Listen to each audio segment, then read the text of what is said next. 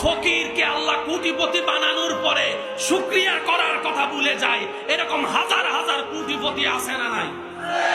অসুস্থ ছিল, বারবার আল্লাহকে ডেকেছে, সুস্থ হওয়ার পরে আল্লাহর দরবারে ঝুঁকে নাই, এমনও মানুষ। সেজন্য ধৈর্য ধরার চেয়ে বড় কঠিন হচ্ছে শুকরিয়া করা।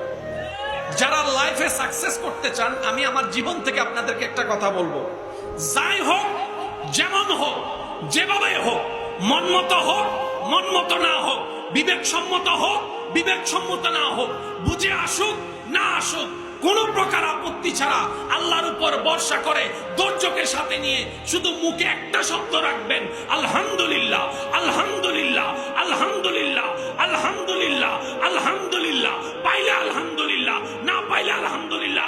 যেই দিন আপনার একবার শুকরিয়া রবের দরবারে কবুল হয়ে যাবে, লাইন শাকারতুম লাযীদান্নাকুম আয়াতের ছায়া তলে আল্লাহ পাক আপনার নিয়ামতকে হাজার গুণ বাড়াই দিবে। সুবহানাল্লাহ।